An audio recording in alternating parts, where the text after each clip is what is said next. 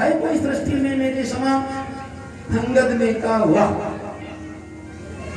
तेरे भाषण से तेरा पूरा व्यक्तित्व निखर करके आ गया और तेरे व्यक्तित्व को दो जीवों के साथ, दो प्राणियों के साथ बांधा जा सकता है। बोले क्या?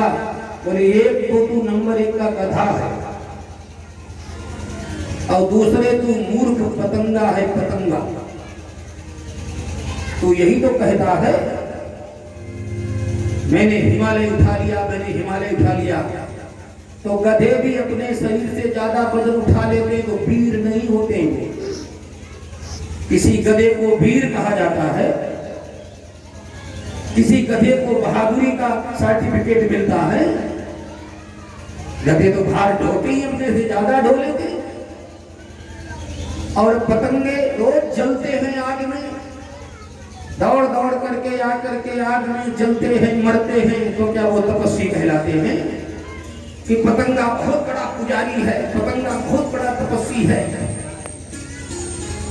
इसलिए अरे मूर्ख रावण,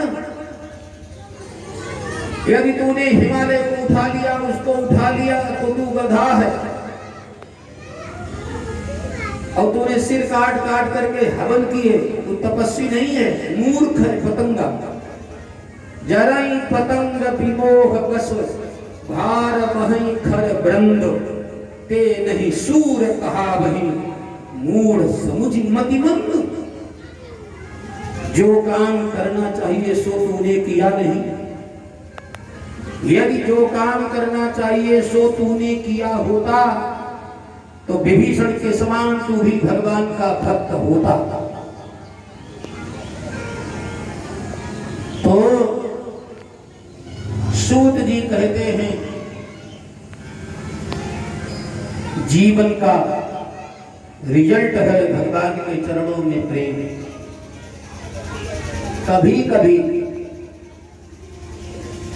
अपने जीवन की भी समीक्षा करते रहना चाहिए। जैसे हम खेती, नौकरी, व्यापार, धंधा, पढ़ाई लिखाई की सबकी समीक्षा करते रहते हैं 2-3-4 महीने में,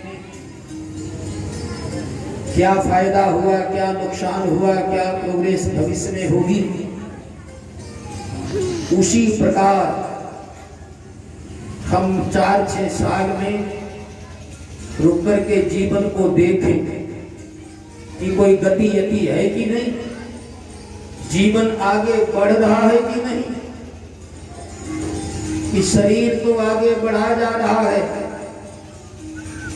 शरीर की उम्र हो ही जा रही है, लेकिन शरीर के साथ साथ में हमारी भी गति है कि नहीं, अपने को देखना चाहिए। अधिकतर होता यही है कि गाड़ी यात्रा कर रही है, गाड़ी में बैठा हुआ वहीं पर है। ये कितना विचित्र स्थिति है। कहते हैं आश्चर्य में तब भी मनुष्य लोक है। मनुष्य लोक में इससे बड़ा आश्चर्य और क्या होगा? इससे बड़ा आश्चर्य क्या होगा कि जिस गाड़ी में तुम बैठे हो, जिस गाड़ी में बैठे हो वो गाड़ी यात्रा कर रही है, और तुम बेहटा में बैठे तो बेहटा के बेहटा में 3 दिन गाड़ी चलने के बाद, 4 दिन चलने के बाद, 50 घंटा चलने के बाद गाड़ी तो कलकत्ता पहुंच गई, और तुम जब अपने को मुड़ करके देखते तुम बेहटे ही में हैं और उसी गाड़ी में। आप बोलो इससे बड़ा कोई जादू हो सकता है? है दुनिया में ऐसा कोई जादू? लेकिन उसी जादू में हम रह रहे हैं। कहते हैं शरीर 50 साल का हो गया, 60 साल का हो गया, 70 साल का हो गया, बूढ़ा हो गया, कमजोर हो गया, जर्जर हो गया,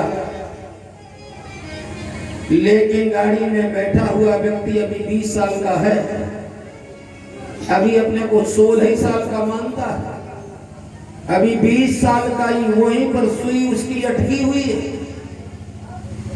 वो 20 वर्ष में जहां पर अटका हुआ था, यदि 80 वर्ष में हम वहीं पर अटके हैं